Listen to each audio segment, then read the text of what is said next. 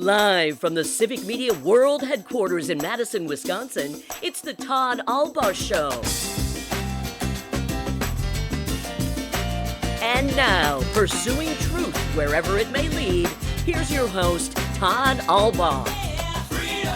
Across Wisconsin on the Civic Media Radio Network and streaming worldwide on the Civic Media app. Good afternoon, everybody. I'm Todd Albaugh, along with Mr. Aaron Zommers, our producer and engineer. It is Wednesday, August 30th, 2023, Hump Day on the calendar. That means one thing. It is Crossover Wednesday at Civic Media, and a very punctual, unlike myself on his show this morning, a very punctual Pat Kreitlow of UpNorthNews every morning, 6 until 8. I've been pretty consistent over the last, how long we've been doing this? 6 months or so? 6 months? It feels like 6, 7 years. Yeah. And I had not missed one yet, and this morning it was a chaotic night. It happens. And I'm sorry. I apologize. No, it's like I told you. It's merely reaffirmation of your youth. I set an alarm for 4:15 every morning, yes. And I maybe once a week need that alarm because I end up just at my age waking up on my own at 4 a.m. anyway. And so I'm like, okay, I'm here. May as well get going. That has not happened to you yet. Did Aaron lose the soundbite? Did you tell him to lose it? Or is the onus on me now when you say that every week to go, hump day? I mean, where did that? There it is. See, I'll bring it if you want. I think sure. I get a licensing fee for it, but sure. The Geico Cam. When I was a store manager at LL Bean, we had these startup meetings. And when I managed on a Wednesday, I always started our startup meetings with that. And the younger kids just rolled their eyes, but I thought it was funny. Guess what? We all do. It's okay. We all do. We all do. How you been, Mr. Kreitlow?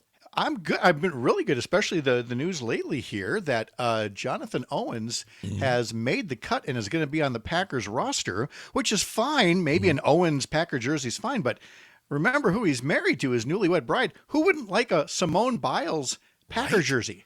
I think it's fantastic. I think if you take the patriotic design of her Olympic leotard and you incorporate that into a Packers jersey, sure. That's gold, kids. Gold. And can you imagine the halftime show is at Lambeau Field this year? A balance beam right on the G, and she's gonna pop out the tunnel and do 3 cartwheels and a double sow cow or whatever. I guess that's hot. I think that's ice skating. That's okay. Yeah. She'll stick the landing and it'll be spectacular. Yep. No, I'm happy for him. Hey, look, if he can do the same thing, maybe she has taught him a trick or two, right? That we're going to see him use, in the secondary. This could be a good year. Yeah, I think it's exciting. Football is in the air, Pat Kreitlow, and we've got it all covered on Civic Media. Not only the Packers, we carry several of our stations have the Packers. This Saturday, the Wisconsin Badgers, they'll be on Amory, WRCE, and Richland Center. Wisconsin Rapids and Racine, Kenosha. So it's exciting. I especially that the Big Ten now is stretching coast to coast. I mean, right. I think we're going to have we're adding Tokyo University because this conference expansion is getting ridiculous. Yes. The Pac-12 is now down to the Pac-2. I think Stanford and Cal just play each other 8 times a season. Pretty much. I don't know what this all is in college sports. I'm not a big fan of it, so I'm just going to focus on the Badgers themselves, get to a Rose Bowl or some fun game and enjoy it, including on the app, I guess. We will be able to stream it there. So that's the Badgers are on the app as well. So if you don't live over those communities I mentioned, all you have to do is download the Civic Media app where you can find Mr. Kreitlow every morning from 6 until 8 and also Wisconsin Badgers. I want to get to your thoughts on we have in the house here.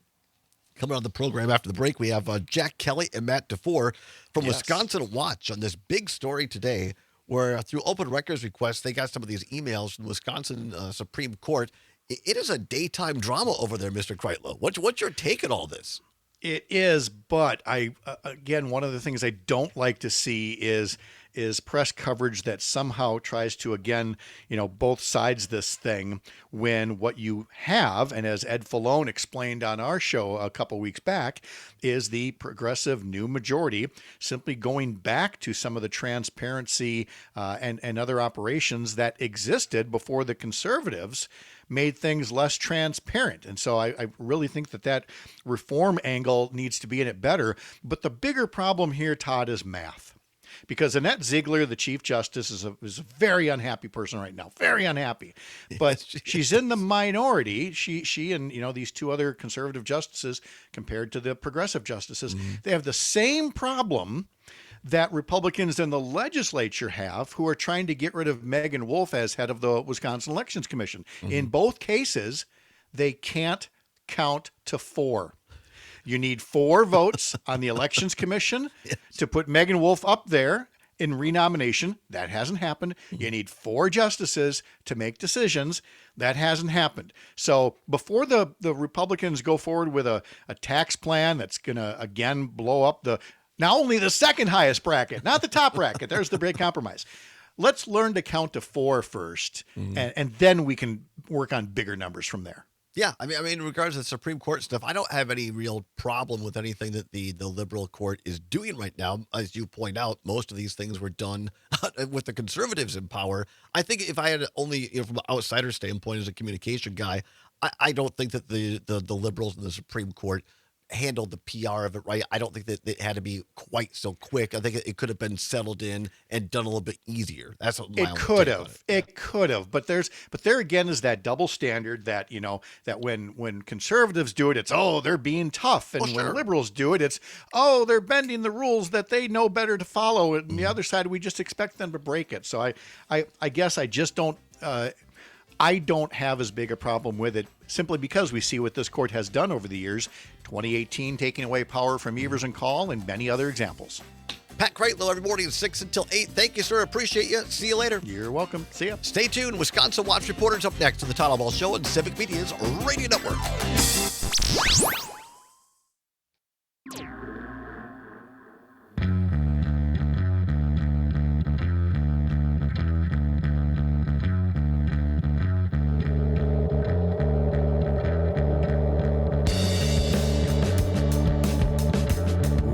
Back to the Todd Ball Show on the Civic Media Radio Network. It is now 15 past the hour of 1 o'clock. It is Wednesday, August 30th. Appreciate you listening across the state of Wisconsin and worldwide on the Civic Media app. Going to go to the phone lines, Mr. Sommers, quickly, because Jack and Merrimack, we'll see what Jack's got on his mind. If it's pertinent, if it pertains to our guests here. Jack, what's on your mind today? We'll put you on the air quick. What's your question? What's up? Well, I just wanted to say that Ziegler she is a Republican shill. That's really what happened. This is a person that voted to overturn the legitimate election in 2020, and only by literally 1 vote did we keep that from happening. And she's very typical of the Republicans. Now that she's starting to see the handwriting on the wall, can't be in control anymore, she is mad as heck about it. It stirred up a hornet's nest, that's for sure, Jack. Yeah, she's very frustrated. She can't control really when, where, and even what cases the state Supreme Court takes up. And you can be sure that if she were in control, we'd never see the gerrymandering case. We'd never see the light of day. Jack, always appreciate your phone call. Thanks so much. I appreciate it. Jack and Merrimack, thanks for listening. As Mike Lucas would say, Jack's call is timely indeed. That is because our first guest here on the show from Wisconsin Watch, a great independent news organization, we have Matt DeFour and Jack Kelly, outstanding reporters here with really the story of the day on what's happening in the Wisconsin State Supreme Court and emails that they have unearthed. They've got their hands on through open records requests. And gentlemen, to Jack's point, a little chaotic over there. It was there was a lot to unpack in this right. in this trove of emails we got from them. But, we tried to break it down, and just kind of to Jack's point, I think the redistricting case is really relevant as you read this story and these emails. Because what I saw, at least, when I was looking through these emails, is there's this push and pull happening on our Wisconsin Supreme Court right now. And let me explain. So you see evidence that the liberal majority is coming in here, and they are moving very quickly to not just seat Justice Protasiewicz. We found evidence that she had taken her oath of office a week in advance, which is not unusual, but it's still they were getting ready to just move on day one, which they did. They fired the Randy Koschnick, and then they were moving quickly on taking votes. According to our reporting, we found that they were trying to take votes right away on holding this meeting where they were going to just fundamentally change the rules of the court so that the Chief Justice, Annette Ziegler, would basically be stripped of her power. So they're moving quickly. The conservatives, though, at every turn here are trying to slow things down, and they're really trying to put the brakes on any possibility here that the liberals might come in and move the court business quickly. And so you see, just again, I think as you read these emails, you should keep an eye on that idea, that sort of tug and pull. Jack, set the stage up for us. What led you guys to focus in on this story? Was it the fact that you were asking questions and you felt they weren't being forthcoming? You did an open records request, and what led you to kind of unearth this whole story first and foremost? Yeah, well, that's a great question. I think that Randy Koschnick's firing really got everybody's attention, and we started this story wanting to know why was Randy Koschnick fired. Submitted records requests related to that question, and later followed up with another request asking about some of the rule and operating procedure changes that they made. And I think that Matt and I have talked about this quite a bit, that Wisconsinites are used to stalemate right now. We've been seeing it for about 5 years with the governor being a Democrat and the legislature being controlled by Republicans. And in a way, a piece of the power in Wisconsin has shifted back to the Supreme Court now. I mean, obviously it's always been there that when the conservatives were in the majority, they did several things that upheld decisions from the legislature, but this is kind of a newfound source of power for Democrats and Democratic-aligned groups, and so we'll be watching the court closely. I think it's going to be an institution of great consequence as we go forward here in the next months and years. So, guys, set this up for people because, we're at this table, we're all kind of political nuts and follow this stuff a lot because it's interesting. You guys report on it. I was involved for a long time, and now we got the show. But for people who might not be, as in tune to this, tell folks what Randy Koschnick's job was and what kind of why this was kind of a big deal on the court itself. One thing I will say, so we did start this trying to find out more about why Randy Koschnick was fired. I don't think we got all the answers to that question. I'll just preface with that. Sure. But Randy Koschnick is the administrator of the state court system. He was put in place, I believe, in 2017. And this was at a time after not only had the conservatives been in control for several years, they do note after Koschnick was fired that when they took control back in 2008, they did not fire the current administrator at that point. That person served out their term sort of as a civil servant, it seemed. Koschnick comes in. He is a conservative. He ran for the Supreme Court against Shirley Abramson at one point, so he's kind of got the liberals' goat for that reason. And he's in charge of just making sure that the court operates. It's a very administrative, could almost be a civil servant position. And so I think the fact that they fired him quickly, it deserves some kind of explanation from the ones who did it, because we haven't really seen that. They've not really come out and said, here are the 3 or 4 or whatever, anything that he did wrong. It leaves us kind of guessing, well, what was the problem with him? And it's the speculation. There's been talk about, I think I've seen reporting in the Milwaukee Journal-Sentinel relating to how he handled this the court reporters situation where they were trying some new ways of doing that. But it all seems to point back to just politics. Yeah. I mean, it seems like it is they want somebody in there who they can trust, and they put in place a judge from Milwaukee County who I believe is got some Republican appointed by credentials as well. Walker, I believe. Right, appointed by Walker, and I think there seemed to be some attempt there to say, well, this isn't just some bomb throwing lefty judge. They seem to want to get somebody who is again going to be an administrator, but it just that it was clear that they didn't trust Koschnick. And there's some evidence maybe in these emails, but it's kind of speculative, so I'm not sure how I want to get into it. But. No, that's fine. Do you know that for a brief time, about, less than 2 months, I ran Randy Koschnick's campaign for Supreme Court? Tell us more, Todd. We should have quoted you for this story. Shirley Abrams. I was unemployed at the time looking for a gig, and they came to me and said, hey, do you want to run this thing? Quote unquote, run this thing. And it was all the the high paid Republican guys who were actually running it. And so I said, sure. And I got to know Randy a little bit and tour around the state with him. And actually this was, over 10 years ago, actually a pretty nice guy, nice family.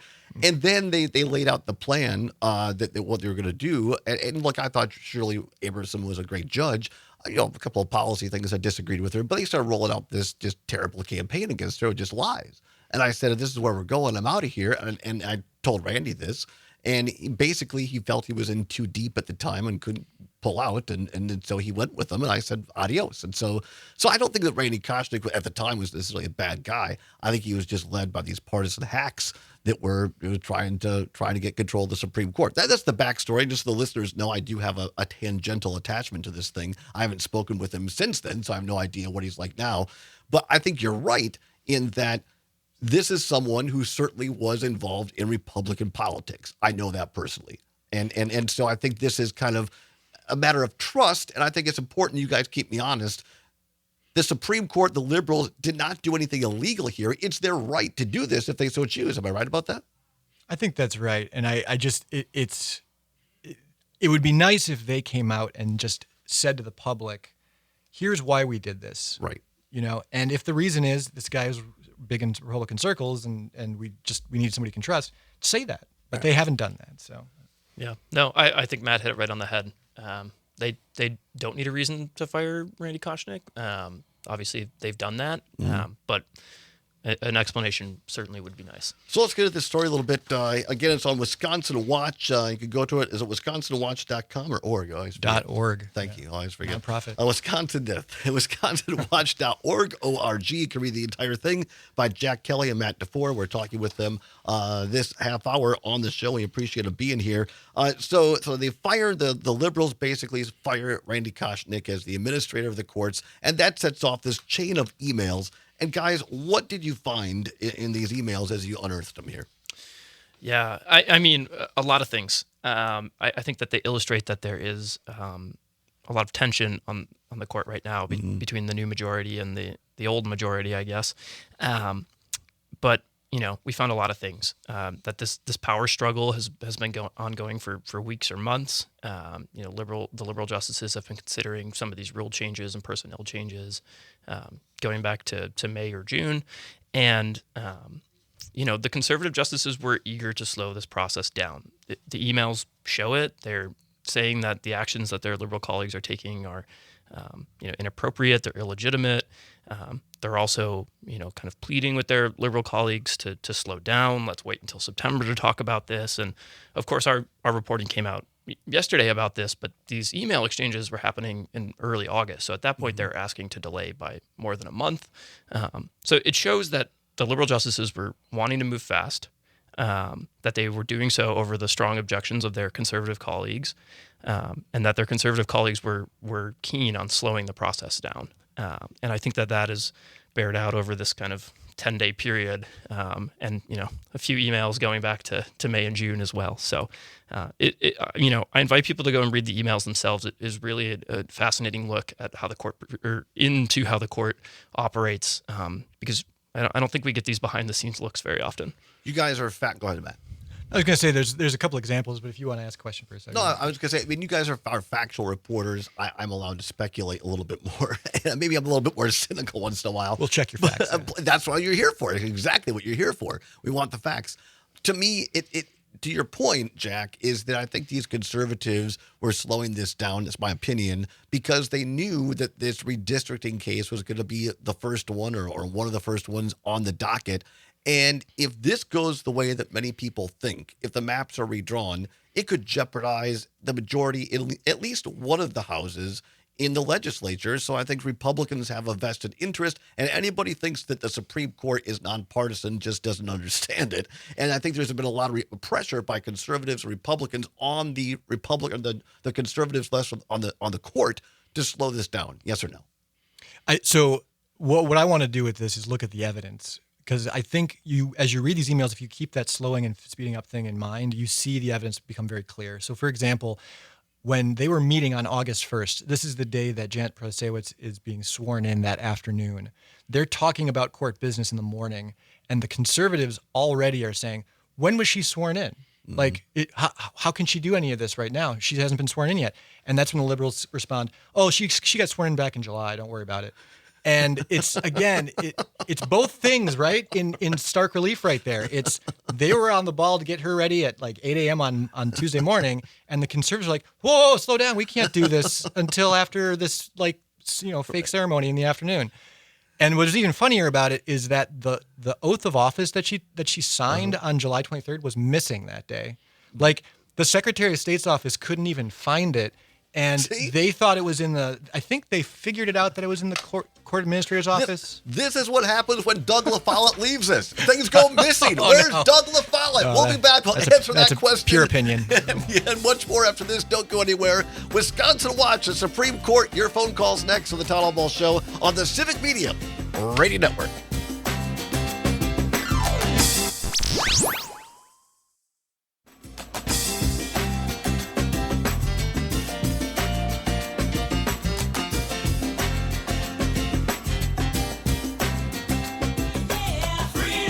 Pursuing truth wherever it may lead and having fun doing it. Welcome back to the Todd Ball Show on a Wednesday, August 30th, 2023. Mr. Aaron Zommers on the board, our producer and engineer, and here in-house, in studio. I think, what do you think, Mr. Zommers? I guess Klug was here. Are these our second guest in our new studio? I think so. Yeah. And hopefully second of many going forward because it's really cool to have people here. Right. Live and in person. No StreamYard. They're live bodies. It's I love it. I love it in person. But as reporters, do you guys find a difference when you interview people in person versus stream or over the phone? I think a little bit. If we were doing it overlooking the Overture Center, it would probably be even more special. But I just think there's value to body language. Because especially for you guys who are asking more, like you're trying to kind of peel back a layer. I think the way a person reacts to a question in their body language could tell a lot. Yeah. Advantages and disadvantages, I think. Really? Yeah. Well, sometimes it can be easier to take notes when you don't have to be worried about being in the conversation and can just be writing as they talk. We have Jack Kelly and Matt DeFour from Wisconsin Watch broke this great piece. You can check it out on wisconsinwatch.org. That's wisconsinwatch.org. Talking about the Wisconsin Supreme Court, the chaotic first week under liberal control. And guys, as we were talking at the break, I think this email exchange that you guys have gotten through open records requests brings out the flavor, the spice, the personalities of all these different justices. Yeah, I mean, it's clear that you get a little bit of that from their demeanor on the court and their like when they write their decisions. Like you could probably guess a Rebecca Bradley decision from like the preamble. But like, and the same thing with Brian Hagedorn. Like he's got this very like he's trying to play this role of a I think people refer to him as a swing vote, but I mean, it's like he's really looking at the law and he's not trying to come up with an outcome that fits with a particular side or worldview. It seems, at least. Mm-hmm. And I think that comes through in his demeanor in these emails as well. He's playing that same role, or maybe that's just who he is. But there's an interesting exchange at one point, Jack. I think you had it pulled up about just some of these quick decisions that the liberals were making in the first week, sort of belie their positioning when there were decisions making on the other, when the shoe was on the other foot, as he puts it. Go ahead and read that. Right. So they're discussing the motion to fire Randy Koschnick as director of state courts, and Justice Hagedorn writes to his colleagues, if the shoe were on the other foot, would those supporting Ann Walsh Bradley's motion, she made the motion to terminate him, find this problematic? If so, then perhaps this isn't the best way forward. I mean, but Hagedorn's an interesting bird to me, because I think if you look at his decisions from the time he was put on, or got elected to the bench, he ran as a conservative. He's been hated and loved by conservatives and hated and loved by liberals in the state, depending upon what decision it is. And I think this line that you guys unearthed here, quote, I vote against the motions both as a matter of substance and process, Hagedorn wrote, and that's speaking about the firing of Koschnick, correct? And I think that if you look at this, whether you agree with all of Hagedorn's decisions or not, I think he's tried to use that as a barometer, saying, well, has the process been there? Is that fair? Yeah, and in this case, I think there's concerns about, but let's talk about what they did. I mean, they essentially, in changing the rules of the court, they've now created a 3-person administrative panel in which 2 of the liberal members, interestingly enough, no one had reported on who those members were, by the way, until this story, because it was actually in the emails and no one had put it out before. But Justice Dallett and Justice Karofsky are on this panel with Chief Justice Ziegler. Not surprisingly, it puts her in a one-person minority, so she basically is completely hamstrung. But the way that they did that? Hagedorn comes back later the following week after they voted and says, "I'm going to write a dissent on your decision from Friday." This was a decision that was made in person on August 4th, and the members who were not there, the conservative minority, had different reasons. I think Rebecca Bradley claimed that she wasn't there. She couldn't come that day, so they couldn't hold the meeting for that reason. But they were like, whatever, and they held it anyway. Hagedorn's just basically like, we are supposed to have a public hearing on these changes, and therefore these changes were not passed properly. There's disagreement about that. I think Dallett talks about how that's not the case in certain circumstances. But yeah, I mean, there's all kinds of questions about whether they followed the most transparent and proper process in doing this, or were they, again, just doing this to get it done quickly, whether that's to get to the court agenda quickly, or whether it's to prevent the conservatives from slowing down the process. I think that's up to people with opinions. People listen to the show know one of my favorite judges. I worked for an attorney for a short time, and a federal judge named Judge Weissman, great guy from Tennessee, who once said in a courtroom, he goes, "You want to put it down there where the chickens could get at it. Is that it? Well, all right then. Let's put it down there where the chickens could get at it," right? If people listen to all this, and it's interesting, but what does it mean, right? Well, what does this mean? So the question to you guys as reporters, what you found, I think a lot of people want to know, who's right? Or is it a gray area? Who's right in terms of is the Supreme Court, the liberals right now, are they quote unquote breaking the Constitution and the law as Randy Koschnick and the conservatives are trying to spin out there? Or is it that the liberals are simply following the law? These are not these are not laws. These are administrative rules. And if you could explain to people what the difference is, and so who's right in terms of, are there any laws being broken, and do the liberals have the right to do this, what they're doing? Well, I'm not an attorney, so I'm not going to speak to if laws are being broken. Based on your reporting. I think that the internal, basically the Supreme Court is, the way that the court functions is kind of dictated by two things. Their internal operating procedures, which they refer to as IOPs in the emails, and the Supreme Court rules. And the justices... Neither of which are laws, by the way.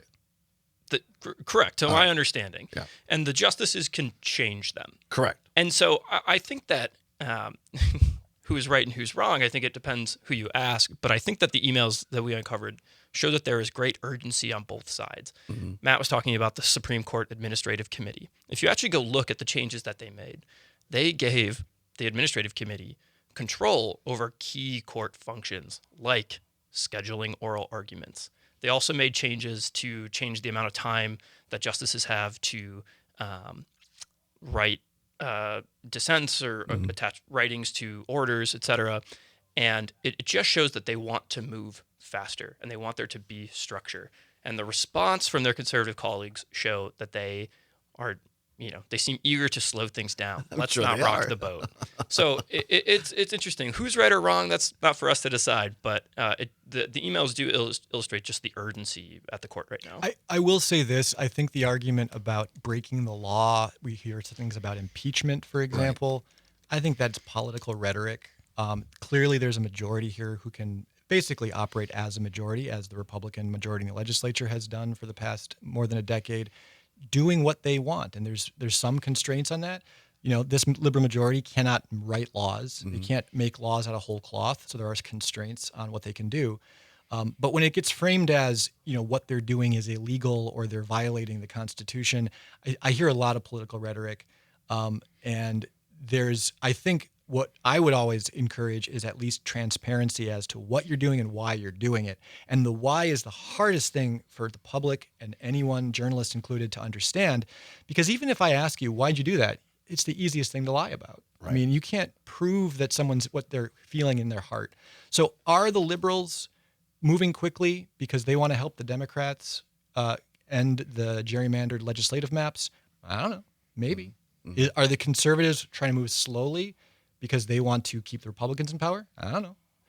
But, again, we are just trying to push them to tell us what they're doing, which is what these emails show, and then to get them to say why they're doing it. At least we have it on the record. So. And I think that's such an important point. And I talked about this with Pat Kreitlow before you guys came on, that me personally, and I'm no lawyer either, but by having worked up there in the building a couple blocks away in the state capitol as a staffer, and my boss thought the world of Shirley Abrams, even though they were from different kind of political parties, if you would say that, or theories, but tremendous amount of respect. I mean, I'm not sure if you remember, Matt, but a few years ago, I guess, time flies, 10 years ago or so, Shirley Abrams came into the Joint Finance Committee, and when they were going to want to cut her budget, and she just walked down the middle of the aisle, and she sat in the front row, and they took a recess, and they came back, and they announced there'd be no further cuts in the Supreme Court, and she walked out, and she never said a word. Now that's real power. That's real power and real respect. And I think a lot of this goes back to when the Republicans decided to push this statewide referendum to change the way that the Supreme Court Chief Justice is chosen. It used to be the most senior person, and Republicans didn't like that because Shirley had been there forever, and she was a progressive, and she was a liberal, and so they wanted their own person, their conservative in, and they got it. Well, and it also goes back to when former Justice, the conservative and former Assembly Speaker Dave Prosser decided to lay hands on Ann Walsh Bradley and choke her over, as you put, Act 10. I mean, the well was poisoned, in my opinion, based on evidence by the conservatives on the current temperature of the Supreme Court. Is that fair or not? And tell me if I'm wrong. Well, how far back do we want to go here? I mean, there's...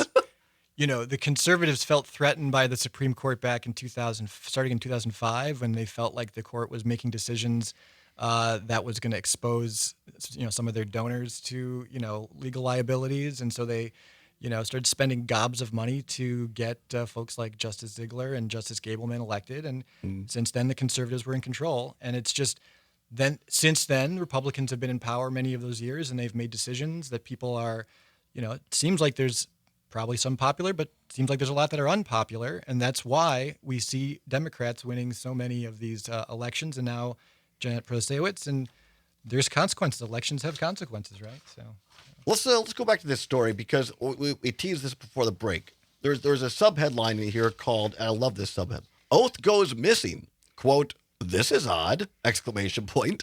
Explain. Yeah, so on the morning of August 1st, I think as early as around 11 a.m., Janet Protasiewicz has started to weigh in on some of these discussions about Koshnick. Her conservative colleagues are suspicious. When was Janet sworn in? And they respond, she did it a week ago. They filed the paperwork, and they're questioning whether there were 8 justices for a week, which would, well, of course, not be allowed. No. And so all of a sudden the question becomes, where is Janet Protasiewicz's oath? Big investiture ceremony in the afternoon, but of course, the actual paperwork needs to be filed for it to happen. Kind of like when you get married. You have to sign the marriage certificate. Right. and so, we, based on our reporting, had heard that there had been some issues with it and wanted to find out. So submitted a records request to the Secretary of State's office asking, A, for a copy of the oath, and B, for discussions about the oath on August 1st. And it turned out that, as people, some of our colleagues in the press corps started to ask for a copy of the oath to show that she is, in fact, a justice now, they couldn't find it. And they went on this, something of a wild goose chase, I guess, where they're just, shooting these messages back and forth.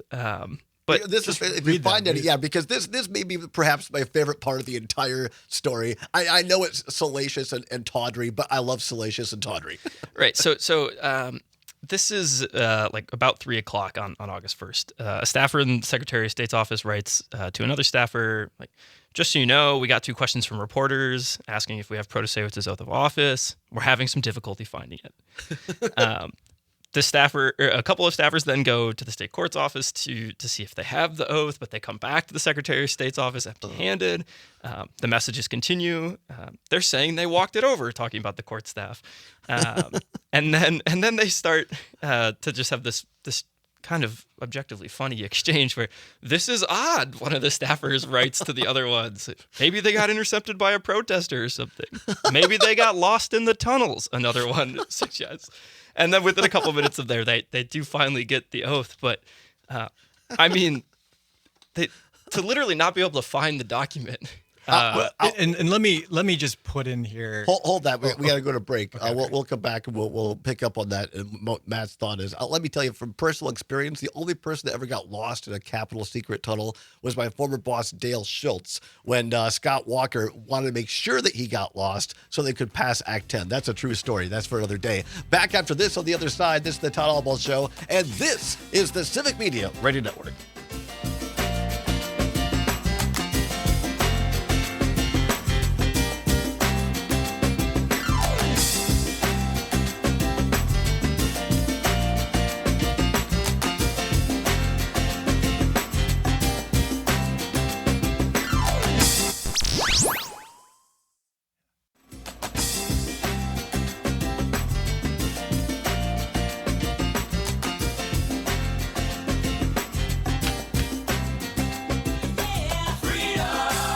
Pursuing truth wherever it may lead, whether it's the state capitol, Superior, Wisconsin, or the Wisconsin State Supreme Court, and having fun doing so. It's Wednesday, August 30th, 2023. Mr. Aaron Zommers on the board. Our guests in-house here in the studio high atop State Street, a block off the Capitol Square. Matt DeFour and Jack Kelly of Wisconsin Watch talking about their great article on the Wisconsin Supreme Court today. You can read the entire thing. I highly encourage you to do so at wisconsinwatch.org. That's wisconsinwatch.org. Gives you a glimpse, because this has been going back. We've talked about it on our show. There's been other shows that here at Civic Media we've talked about. It's been in the paper. Lots of tit for tat going on. And before we went to break, Matt, I cut you off. You're going to add in this story over this lost oath of office by Janet Protasiewicz. Right. So they couldn't find the oath late in the day on Tuesday when she was sworn in.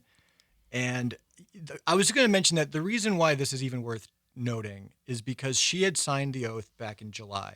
Mm-hmm. There's that question of, well, why did she sign it so early?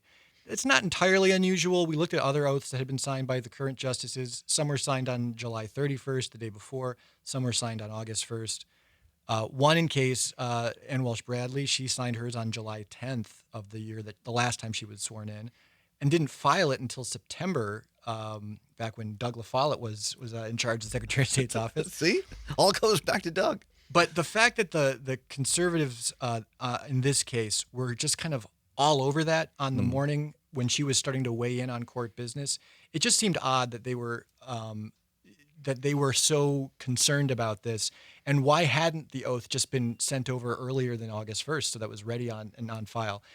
And again, is the answer because the court clerk's or the court's administrative office, was just trying to follow procedure and make sure it wasn't sent over until after the public swearing-in ceremony, or were they just dragging their feet like the conservatives hoped that they would? I don't know the answer to that, but it was just interesting to have that fact out there. And the fact is, we were talking about this over the break, that the law or the Constitution of Wisconsin pretty much spells out when the start of a Supreme Court justice term begins. So it doesn't really matter necessarily when they sign it. It's just at noon on a particular day or whatever. So, I mean, this whole notion by some of the conservatives that, oh my gosh, we have 8 justices suddenly, really not any proof of that. Am I right in that? Yeah. I mean, I think I forget what the exact language is, but it's the term starts on August 1st following the election, right. And so I think it goes back to Matt's point about why were they trying to make stir this up? Why are they kicking a cloud of dust up about this? Yeah. Is it because they're trying to slow things down? Is it because they had actual concerns? There's no way to know, right? We're not justices on the Supreme Court. It's almost like in reverse, though. But you'd make fine justices, I'll say that. But it's I don't know, not a lawyer. It's all some of the people up there. It's debatable as well. Anyway, but if you reverse it.